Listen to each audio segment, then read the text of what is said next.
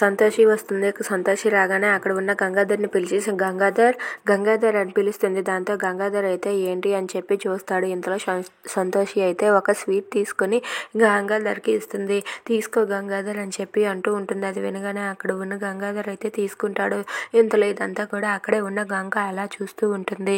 ఇక గంగాధర్ స్వీట్ తినబోతూ ఉంటే ఇంతలో సంతోషి అయితే గంగాధర్ ఆగు గంగాధర్, ఏంటి నేనున్నాను కదా అని చెప్పి ఇంకొక స్వీట్ తను తీసుకొని తనైతే చీజ్ గంగాధర్ అని చెప్పి అంటుంది. అది వినగానే అక్కడ ఉన్న గంగాధర్ అయితే ఏంటి సంతోషి ఏం చేస్తున్నావు అని చెప్పి అంటూ ఉంటాడు.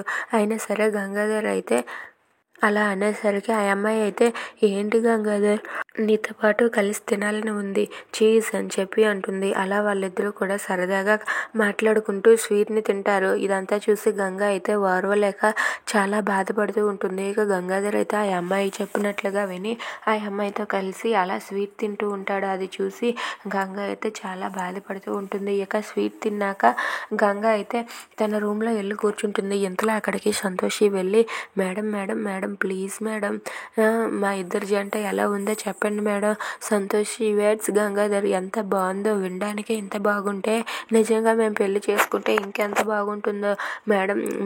దయచేసి ఎలాగైనా సరే మీరే మా పెద్దలు ఒప్పించి మా ఇద్దరు పెళ్లి జరిపించాలి మేడం, ప్లీజ్ మేడం అని చెప్పి అంటూ ఉంటుంది. అది వినగానే అక్కడ ఉన్న గంగ ఒక్కసారికి షాక్ అయిపోతుంది. అవును మేడం, మీరు కాదనకండి మేడం, మా ఇద్దరి పెళ్ళిని మీరే దగ్గరుండి జరిపించాలని చెప్పి అంటుంది. Please subscribe.